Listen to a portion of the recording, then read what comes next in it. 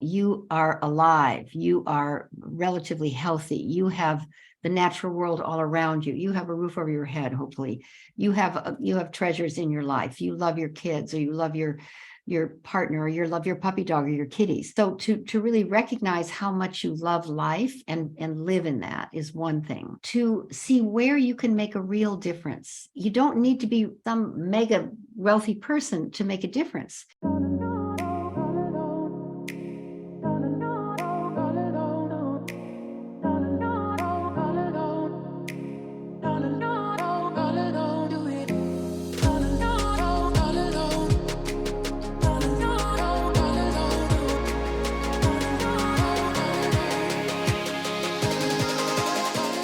Hey, everyone. Welcome back. We are so excited to be here today. I mean, I've got somebody that, there are those that really come to the show and they're all incredible. This woman, I have been doing so much research on. I've had the pleasure of now talking to her. I've even read up more on her after that initial conversation. So impressed with her. She is somebody that we all should look towards. And have you ever seen somebody out there that touches lives, impacts so much, and you think, how do I just start to be just a little bit like them? Well, that's what we're going to learn about today. And I have to tell you, the woman that I have with me today for more than 40 years, Lynne Twist, has been recognized as a global visionary committed to alleviating poverty, ending world hunger, and supporting local justice, social justice, and environmental sustainability. She's worked with Mother Teresa in Calcutta to the refugee camps in Ethiopia and the threatened rainforests of the Amazon, as well as guiding the philanthropy. Hello, I'm getting so excited. I can't even say the words anymore of some of the world's wealthiest families. Lynne's on the groundwork has brought her so much deep understanding of people's relationships with money.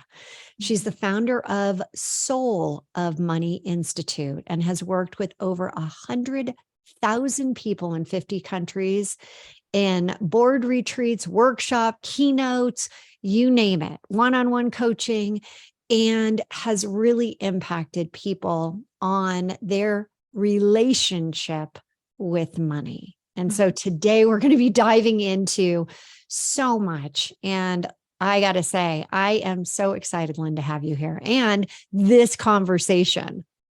Thank you, Hilary. It's a delight and an honor and a joy to be with you. Well, it really was fun the last time. And I know we had something like, a 10-minute block. And next thing you know, I think we were up to like 45 minutes. We kept going. And I said, okay, we got to stop just because there's so much goodness that we're going to be covering. But I have to start with the impact you've had. And you started out with, wanting to truly impact the world into so many different groups. But Mother Teresa, I mean, not many people can talk about that. Can we just jump into that really quickly? Like, what was it like to be with somebody of such, like energetic proportions? I mean, what did you think of that and how did it come to be? Well, first of all, thank you so much for having me on your program and being such an enthusiastic introducer of me. Thank you. Well, I was raised as a Catholic as a child, and I say raised as a Catholic because I'm not exactly Catholic now, but that was the faith of my parents. And anybody who was a Catholic and people who aren't Catholic always, look to Mother Teresa as kind of the expression of holiness, of sainthood, of, really pretty much as if she walks on water and glows in the dark. That's kind of how I thought of her. So I never imagined that I would ever know her. But when I started to work for the Hunger Project, which was the organization that I was involved in at the very beginning of the Hunger Project, it eventually became clear that to work on world hunger, one needed to go to India. So I began to go to India and make very many trips to India and spent a lot of time in India starting in 1981. And I remember I think it was 1983 or 1984, somewhere in there, I realized, oh, I'm in India, working in India, I'm working on hunger. Maybe I'll cross paths somehow with someone who knows Mother Teresa. It would be such a thrill to meet her. And I shared that with my Indian friend, Indira Koitra. And she said, oh, I know Mother Teresa. I thought, oh, you do? I was like, oh my God, you know Mother Teresa? She said, oh, of course I do. And next time you come, and I was about to leave, you just let me know next time you're in Delhi. Call me and I'll see if she's here. And if she's here, I'll set up a meeting. And I thought, you will? I was just like, oh my God. But at that point, you're like, okay, I'm back next week. Yeah. And so I went home and, thought, how cool. And then it was maybe another year before I actually was in Delhi, because we worked in Ahmedabad and we worked in Uttar Pradesh and worked in all these places, 15 states in India. And I was back in Delhi, maybe, I think it might have been 2 years later, a long time. And I happened to think of her and I called her and she said, it's so great that you're calling me, because I was just talking with Mother Teresa. And I said, oh, once again, I was like, oh, you were talking to Mother Teresa. I was so like, she said, yeah, and she's here. There's an orphanage for little girls under 2 here that she's going to be there tonight. And I think we can make time. I think we can make time for you to meet with her if you can make time. And I said, could I make time? Are you kidding? Let me see. Yes. yes. The answer is yes. So I, of course, I hadn't been to church in years. And so I had to be a complete Catholic again in order to make up for this. And this was in the morning. So I remember I went to mass. This is in the morning. I have to, before I see her this afternoon. By 7:30 p.m. So I practically bathed myself in holy water. I canceled everything. I thought I've got to pray all day long. I suddenly became very, very Catholic. Mm-hmm. But really, I'm making fun of it. But it was really quite confronting, really, for me. And I was intimidated and confronted, inspired, excited, all the emotions you could probably put in one body. I had them. And then on my way there, and I remember I couldn't decide what to wear. Maybe you'll appreciate this. Should I wear an Indian kurta? Should I put a bindi on my forehead? Should I wear Western clothes? Mm-hmm. What would really honor her? I was all about kind of silly things like that because I was so kind of reactivated and excited. So I remember when I was in the taxi or the private car that I hired to take me there and wait for me, I was in New Delhi, and it took 45 minutes to get to Old Delhi at that time of day where her orphanage was. And it was in a square, a humble square in the very, very poor part of Old Delhi. And it was a cobblestone, square with a lot of bumps and scrumps. And so the taxi or the car parked on one side of the square. And I saw across the square the picture of the Missionaries of Charity, the blue and white sari that they wore, the nun outfit thing, habit. And that said Missionaries of Charity and a picture of her. And I was just like breathless. I was so excited. I was kind of teary. I walked across the courtyard to the 2 steps that led up to the door, modest door in this building. And on the steps was a crumpled up piece of newspaper. And I'm a kind of a obsessive trash picker upper person. Wherever I go, I pick up trash on my way. And in India, that's a big job. But anyway, I picked up this crumpled piece of newspaper on the doorstep and looked down when I was going to throw it away. And there was a baby in there. There was a baby, a human being, a little girl, a baby. She was the size of my hand. And I'm not kidding. Oh. The smallest human being I have ever seen. And she was alive. And she was breathing. She was so tiny. And I thought, my God, she's going to die at any second. I'd not get her inside and hand her over to someone who'll know what to do with this tiny, tiny, tiny little person. And so I wrapped her in my shawl and knocked on the door, and it was answered by a nun. And I handed her this little charge. And I said, this tiny, tiny little infant was on the doorstep. And the woman who answered the door, the nun said, oh, thank you so much. We'll take care of her. By the way, could you help us? And I said, well, I'm here to meet with Mother Teresa. I have an appointment with her. And the woman said, well, she's not here. She's at the jail, bailing out the local prostitutes because we're so overwhelmed with children. We need them to come in here and help us.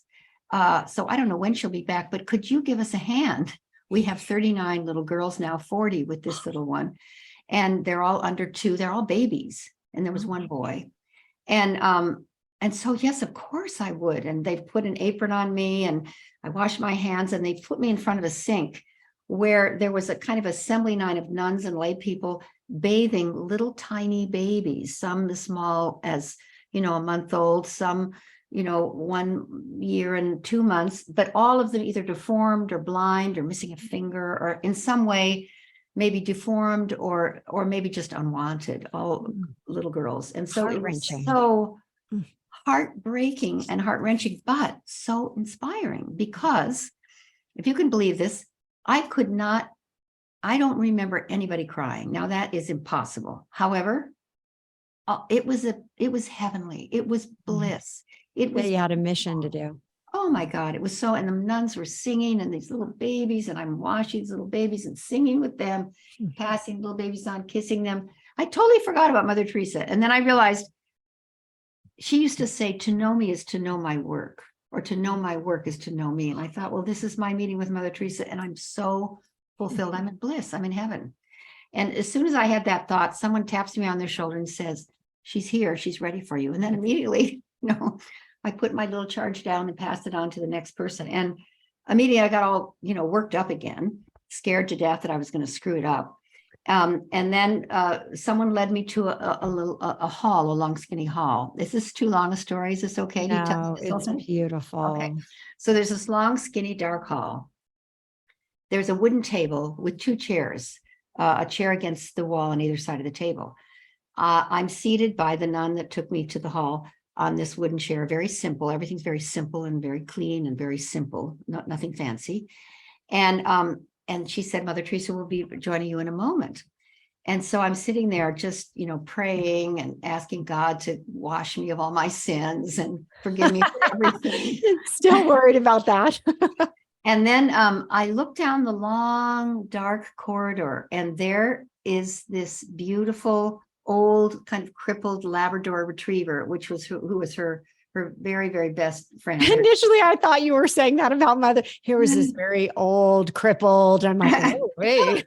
a beautiful black Labrador retriever with a little gray beard, really old, kind of crippled, coming down the hall, and right behind her beloved dog was Mother Teresa. And when I saw her, I stood up and I kind of rushed towards her and I knelt down, and I was possessed to kiss her feet. I didn't know whether you were supposed to do that or not, but something told me to do that, and I did. And then she put her hands on my head, and I was kneeling. And when I lifted my head up, I was about her height because she was very, very small, like 4'3" or something. So when I was kneeling, I was almost exactly her height. And she took my hands and she said, stand up, child, stand up, dear. And then took my hands and took me over to this simple little table. And we turned the chairs towards each other and we sat down, and I just started to cry. And I told her how inspired I was by her, how she had, kind of touched my whole soul, and that I worked on world hunger, and that could I just thank her for the example she is. And I don't know what I said. I was just like overflowing. And we had a very intimate, very tender conversation. Mother Teresa didn't talk a lot. That wasn't her thing. She was her work. She wasn't she didn't give speeches and stuff. But everything she said was simple and clean and clear and touching. And I'm just in a state of absolute total bliss, like I was in heaven or something. And I had more experience of love and warmth and acceptance and unconditional love than I can ever remember having. Just everything you dream of. Yeah. And then behind me on my end of the hall, way down the hall, I hear loud, angry voices, so inconsistent with where we were and what was going on there. Angry, loud, rude voices, speaking in a Punjabi, in Indian dialect. And then I smelled a very strong, like an over perfume, an aroma that was, almost so much it was distasteful, like, the kind that's just too much. Mhm. And then I turn around and a very, very large Sikh man with a turban and a big topaz right here in the middle of his turban, very portly, very large, round and big, about as wide as he was tall. And he was very, very tall, and a big kind of fancy brocade kurta, very, very fancy outfit. And I remember he had rings on every finger, including his thumb. I'll never forget that, all 5 fingers. And then behind him came his very large, very opulently dressed, very over made up, very, kind of overdone, over everything, overweight, overbearing, over everything wife. And they came bursting into my meeting and in English said, Mother, we did not get the picture. We need to get the picture. Oh, and I thought, they didn't say excuse me or anything like that. They were very, very rude. And I was just shocked that they would talk to her that way, that they would interrupt my precious meeting with Mother Teresa. I was like, who are these people? That's going on in my head. Sure. And and then this woman, this big giant woman, handed me an Instamatic. This is a long time ago in the 80s, an Instamatic camera, one of these little throwaway cameras. And then she pulled Mother Teresa up. I mean, in a kind of what I thought in my memory is kind of violent way, pulled her up with her elbow. Mother, stand between us over here. No Here's way. little Mother Teresa who has osteoporosis, all bent over like 4'3". This monstrous, huge man. I mean, I may be exaggerating, but not much. And this huge woman on either side of her, like bookends. And then there's little Mother Teresa in the middle. And the woman saying to me, take the picture. Take the picture. So I took the picture. And then the woman did the most horrendous thing that really made my blood boil. She said to Mother Teresa, put your chin up. I can see your face. And she went like this. She did not. And Mother Teresa had osteoporosis. So her, she was bent over. It hurt. So she went like this. She put her hand under Mother Teresa's chin, went, okay, take the picture. And she kept her hand under Mother Teresa's chin so that Mother Teresa's face was up like this. I could have killed these people. I was my gosh. So angry.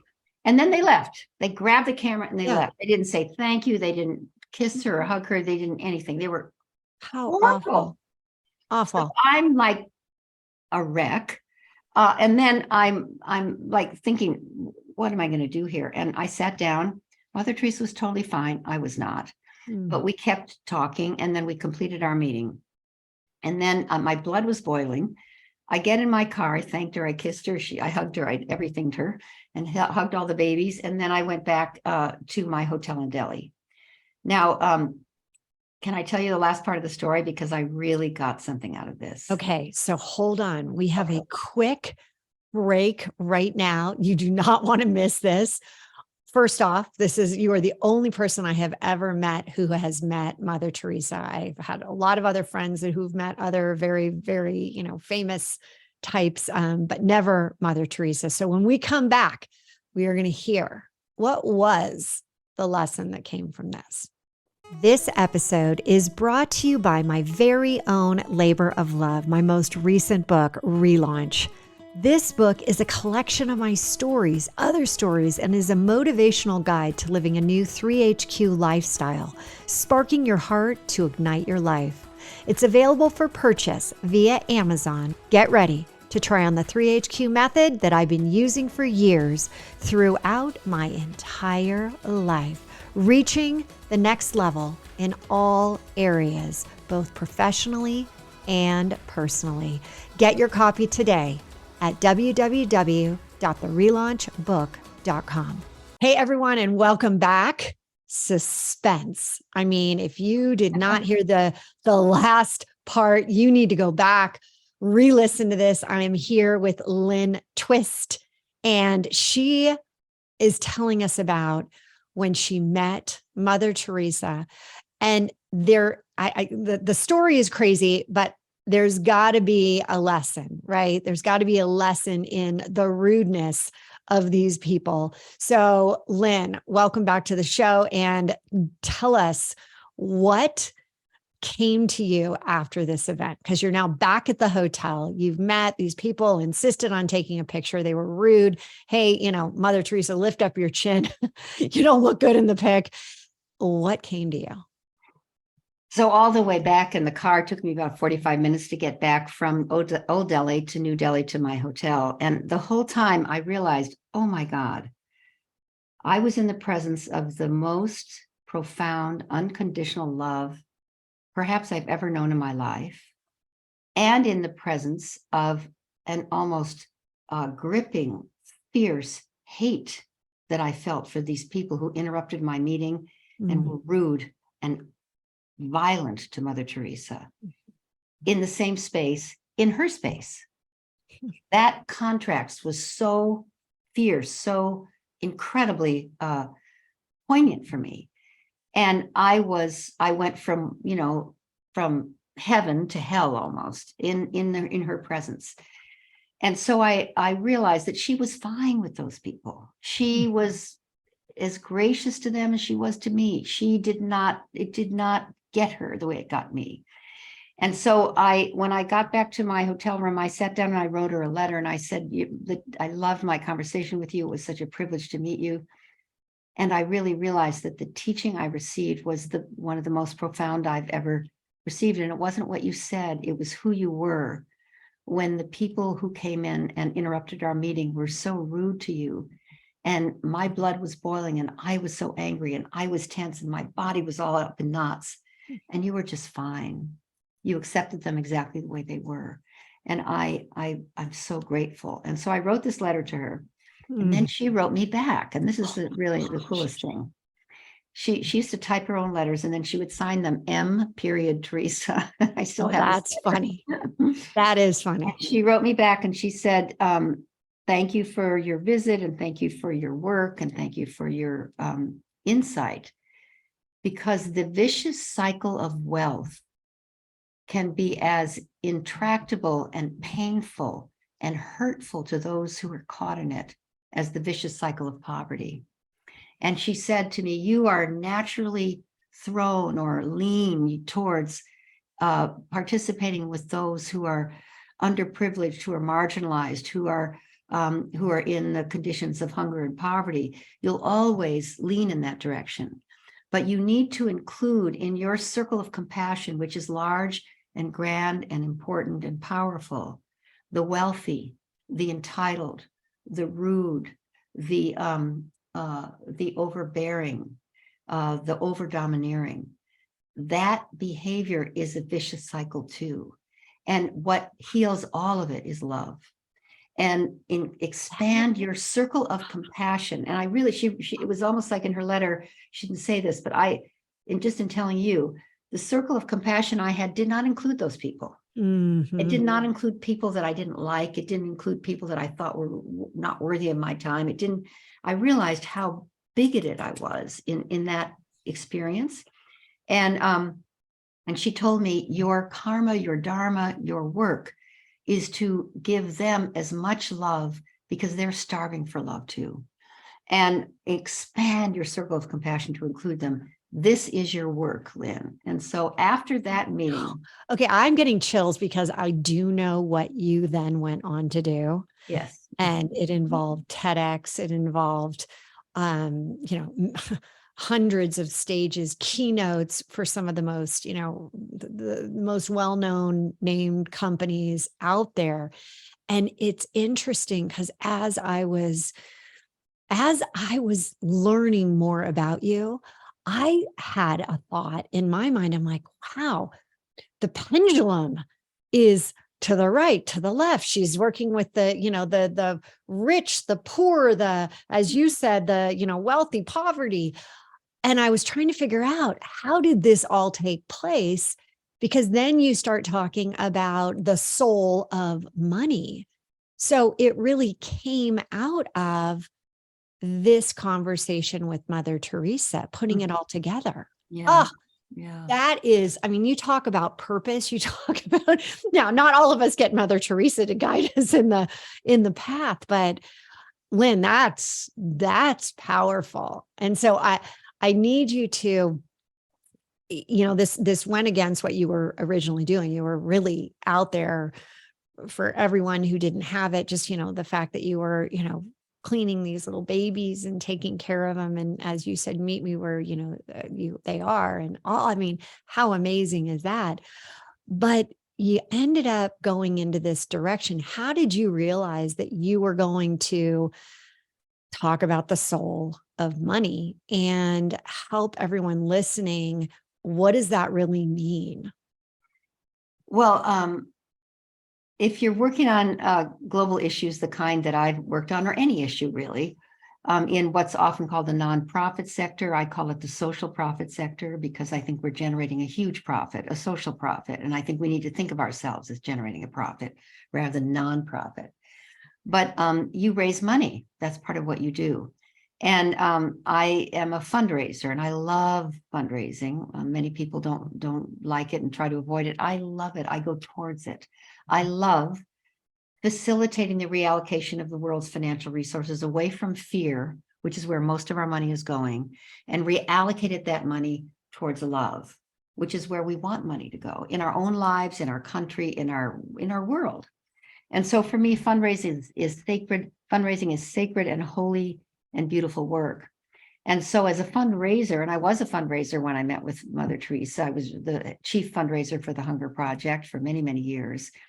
I started realizing the privilege of actually working with people who are caught, actually now I know people don't think of it this way, in the vicious cycle of wealth, which has its own vicious cycle, because we all think that we don't need more once we have millions or billions. But I can tell you from my direct experience of our global billionaires, they think they need more too. And the more is better, and there's not enough to go around, and you have to keep accumulating more and more for you and yours, and make sure that you're well taken care of way beyond your own lifetime, is a way of being that's rooted in the lie of scarcity. I call it the lie of scarcity, which is a mindset that we all swim in, that says there's not enough to go around and someone's going to be left out, and it better not be you. And that mindset that there's not enough to go around, the lie of scarcity, has what I call 3 toxic myths in it. The first, there's not enough, which I'm saying is blade out, not true. There is enough. But let's go there in a moment.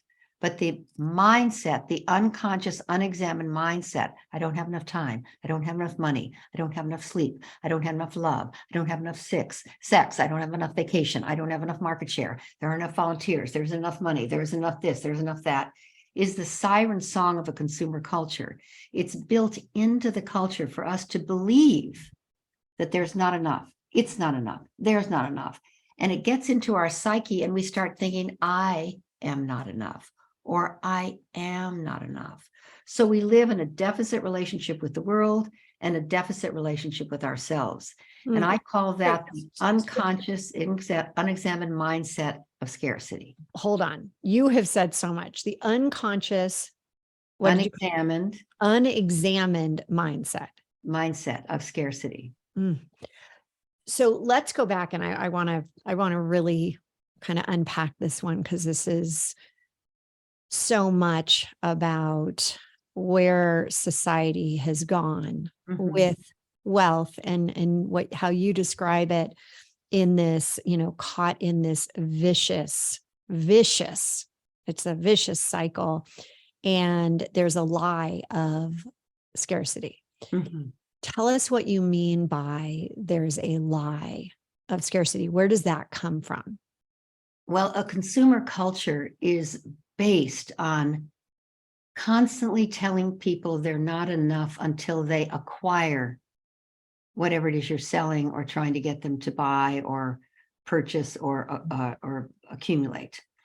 And we live in a very, very, very intense consumer culture. Marketing and advertising is psychologically designed to make you feel inadequate, to speak to what they call your pain points, so that you experience pain, so that you want to fix it.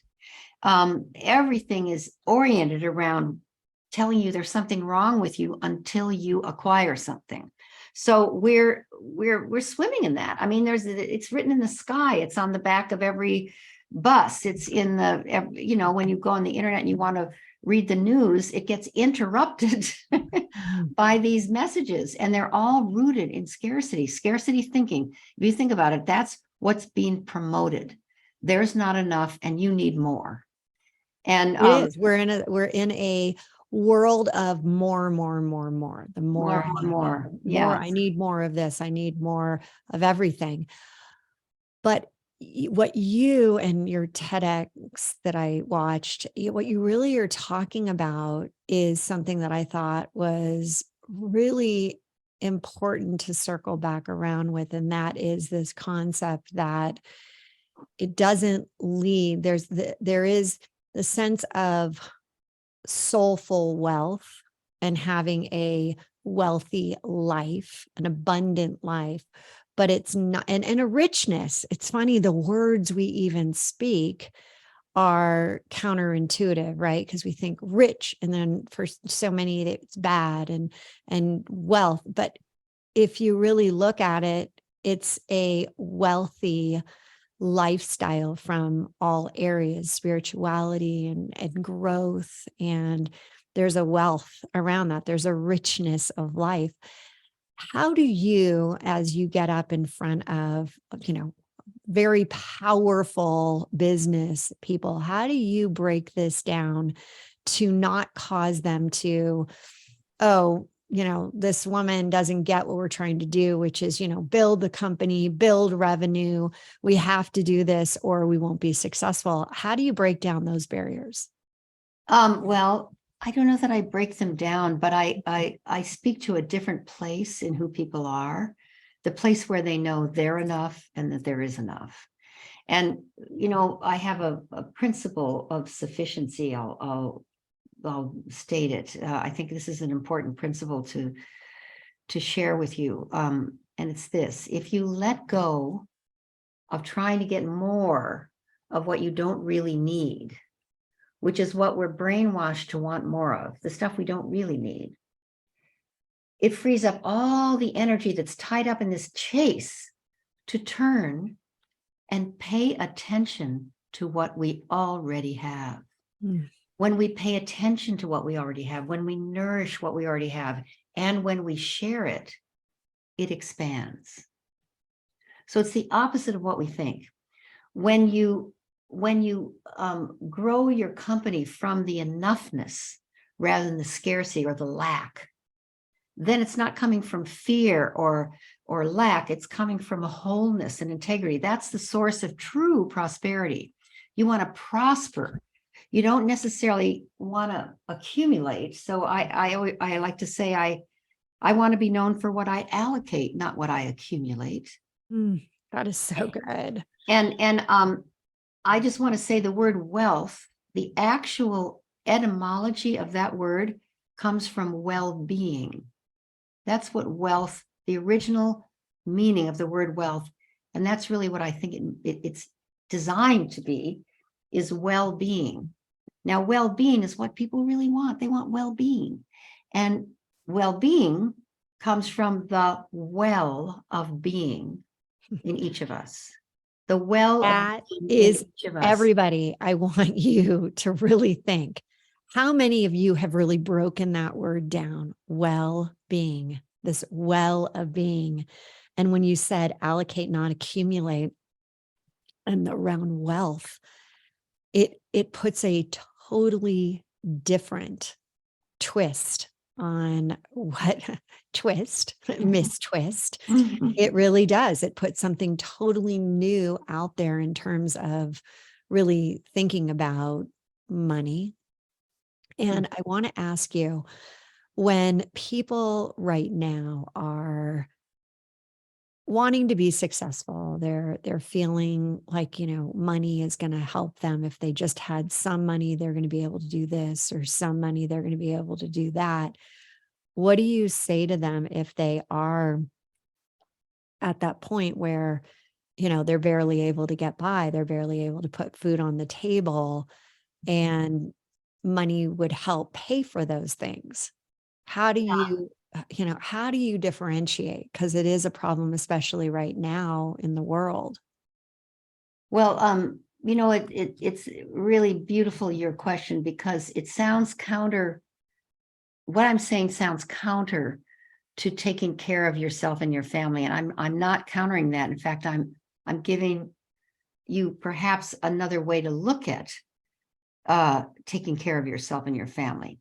When we're let's see, when we're overwhelmed with lack and fear and anxiety that we don't have enough, we actually, the universe mirrors that. It's a little bit like, I'm sure you're aware, and most people are, of the kind of the law of attraction, which is one thing you might say I'm talking about. Another thing I'm talking about, though, is here we are in November, the month, at least in the United States, of gratitude and Thanksgiving.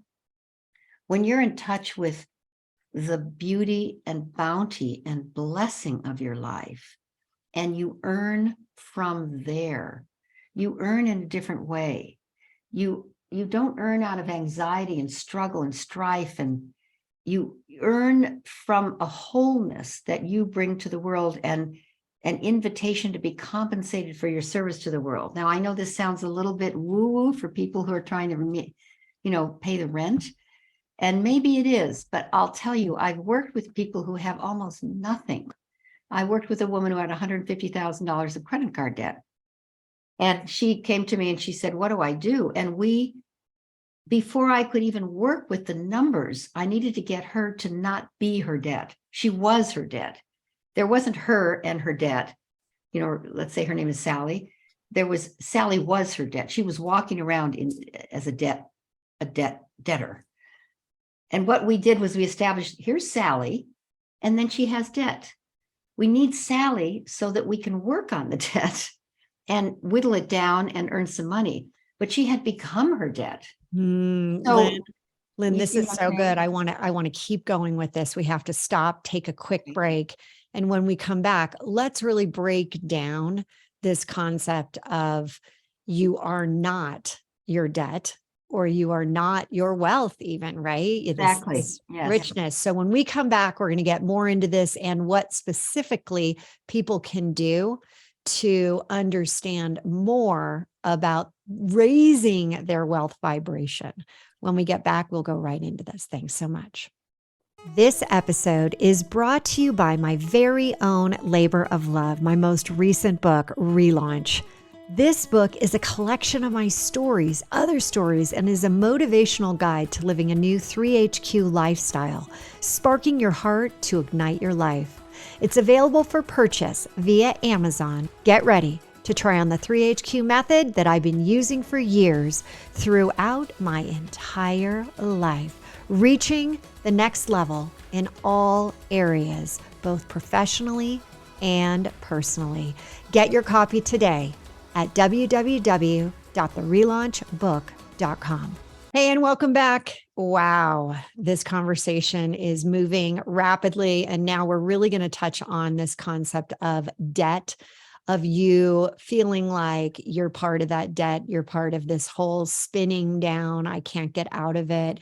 I can't even figure out, the first step. Well, Lynne has written a book around all of the above, around how you actually have a soul of money, transform your relationship with money and life.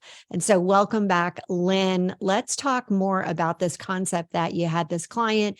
She came to you, $150,000 in debt. She couldn't differentiate herself from the debt. It was one and the same. And you helped her get out of that with, what are the steps? How do you even begin to go down that process of getting someone to realize that? Well, I don't know that there's a formula exactly, but I'll tell you what I did with her, because sometimes stories are better teachers than any kind of a step 1, step 2, step 3. She came to me on a Monday, and she sat in my living room, and she was just a puddle of tears. She had 2 children. She was a single mom. She didn't have a job.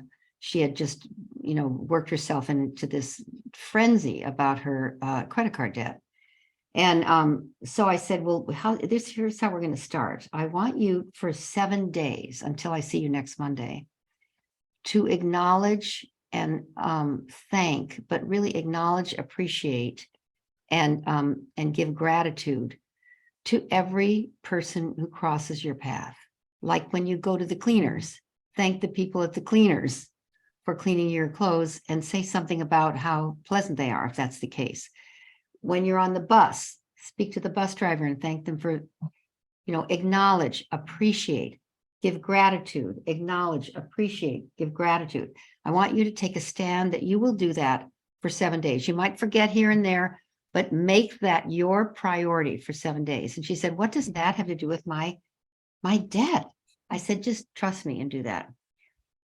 When she came back, she was filled with gratitude for being alive, really. She saw the wonder and beauty of the people in her life. She had heaped praise upon her children, who had mostly been putting up with her constant victim whining in tears, what are we going to do conversation. It shifted her whole conversation. Now, let me just say something. There's a principle here, I'll say. I don't believe we live in our lives. I don't believe we live in our circumstances even. I don't believe we live in our relationships or in our communities or in the world. I believe, or I assert, we live in the conversation we have about our lives. I believe we live in the conversation we have about our circumstances. I believe we live in the conversation we have about our relationship, the conversation we have about our community, the conversation we have about the world. That's actually where we live. We may not be able to immediately change our circumstances or our world or our community or our relationship, but we have absolute omnipotence over the conversation we have about our relationship, we have about our circumstances. And that's where I gave her an idea of her real power. She changed her conversation from victim, whining, worry, anxiety, to noticing the beauty of the person at the cleaners, noticing the beauty of the bus driver, noticing the gift of her children. She became a walking conversation of praise and wonder and appreciation and gratitude. And it started to become who she knew herself to be. And then when she came back, there was Sally, this person, and there was her giant debt. But she was separated from it, distinguished from it. Then we could start working on it. And we did.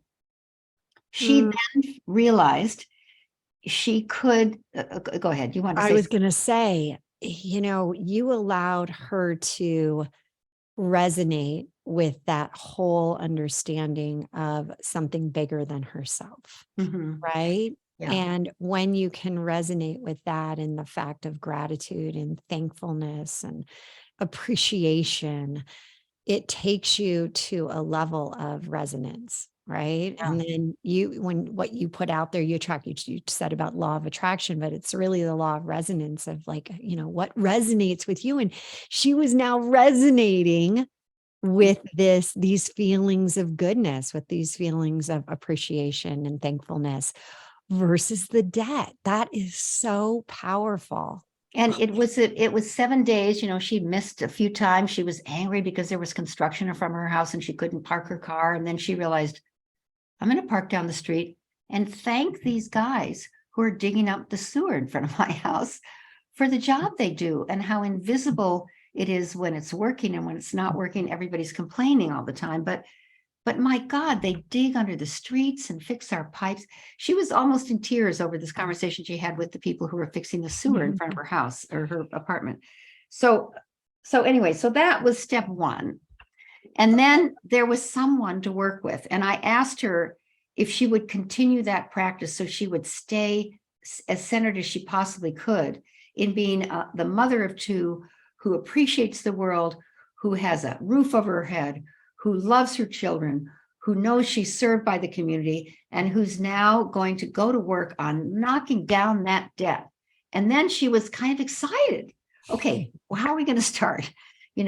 What job do you think you can get? Can you do this? Can you apply for this job? She didn't have a job at the time, but she was in a conversation with a restaurant to becoming the maitre d', or the person who takes the reservations and stands in front. What do you call that The person? hostess. Yeah, the hostess. And Mhm. she was going to do that at night because that's when her mom could take care of the kids, Mm. because her mom worked too. And then she had another opportunity to maybe do this job, which she could do at her home. And this was before COVID, before we were all on Zoom.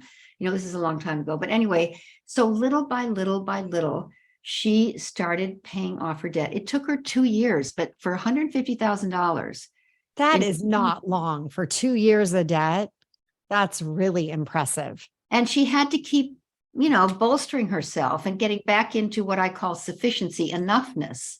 She would fall off the step like we all do, like when you're on a diet and then suddenly you see an ice cream cone and you just have to eat it, like that. But mostly she was a human being who had debt rather than a debtor, And you got her into enoughness. Yeah. And I really learned, I'll just say this other thing if I can. I used to, before I started working on hunger and poverty, I used to actually call people poor. And I think we all do that. We say, oh, those people are poor, or in Ethiopia, the people are poor, or in Bangladesh, the people are poor. This is a poor person. And I used to call people rich. Oh, this is a rich person. But think about that.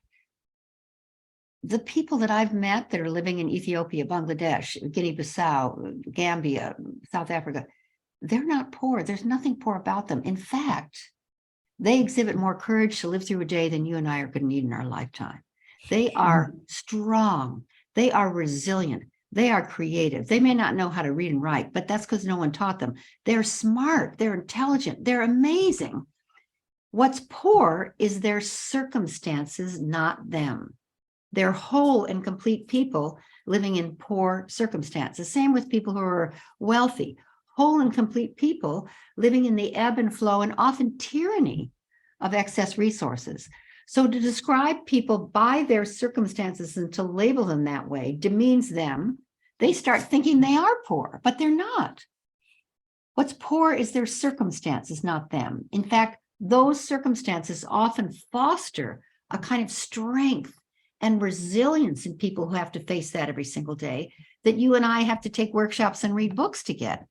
So we really demean and discount people by labeling them, even labeling them Republican, Democrat, or any of those things, progressive, because then we can't hear them anymore. We don't see a human being. We see a point of view that we don't agree with or that we agree with.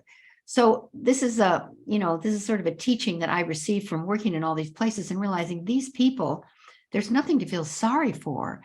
They're the hardest working people on the planet, working on ending hunger and poverty. And what a privilege to join them rather than feel sorry for them. This is resonating so much because I went to Africa this summer and we went through these villages, and there was this one village that we went through, and there was a woman sweeping with a homemade broom outside of a very small, almost like a little hut, almost like a little teepee that a little kid would sleep in. And you knew that that was her home. And she was taking such pride. And what I saw was pride in, cleaning up in front. And when we got to where we were going, my kids who'd never really seen anything like this, they were like, oh, did you see that, that poor lady, that poor, person, and how she was doing?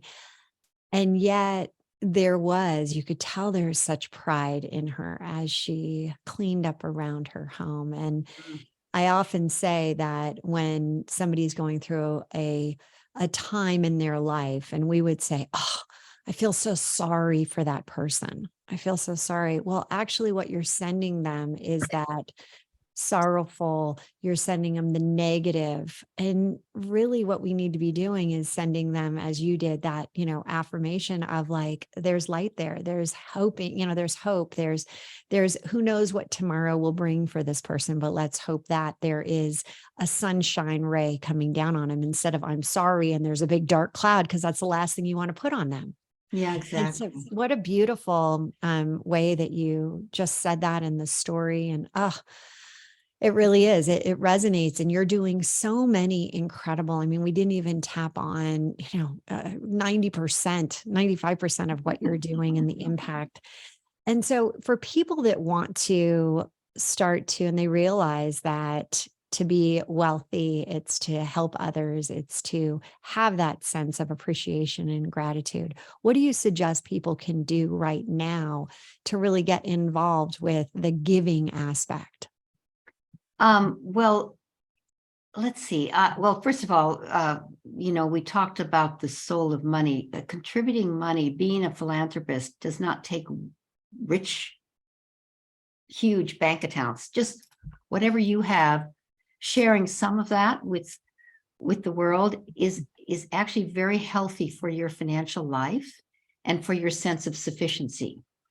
The really probably overflowing abundance for everybody who's listening to me. And I don't mean bank accounts now. I mean, you are alive. You are relatively healthy. You have the natural world all around you. You have a roof over your head, hopefully.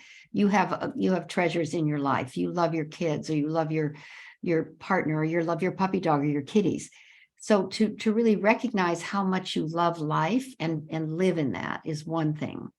And then to see where you can make a real difference. You don't need to be some mega wealthy person to make a difference. If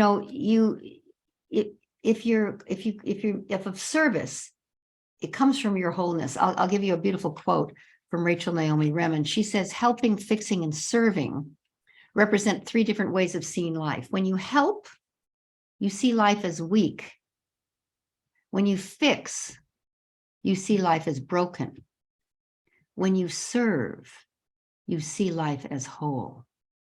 Oh, that is so good. And unfortunately, we got to end it right now. I will contemplate that. How can people? I can read more. They can buy my book. I have a new book, Living a Committed Life. A Committed Life. It's all in here. It tells you everything to do. It is so powerful. Living a Committed Life by Lynne Twist. And let me tell you, the other books that she's written, the TED Talk that she has said, please go. Soul of Money, Living a Committed Life, these two books, but I recommend this one. Soul of Money. Very good. And so again, wow, how powerful is that? And next week, imagine being in a cult and also being a professional tango dancer, serial entrepreneur. We are going to hear so much about how you can break away from things that are holding you back. So again, Lynne Twist, thank you for being here. Everyone, live now, love now, relaunch now. Look at all of the possibilities that are out there for you. And we'll see you next week. You've just heard another episode of the Relaunch Podcast. If something shared in this episode resonated with you, please head over to iTunes right now and leave us a 5-star review. And share this episode with others to inspire them to take the small steps that lead to a life full of purpose and possibility. And remember, you can have immediate access to the show notes and any giveaways at therelaunchco.com/podcast.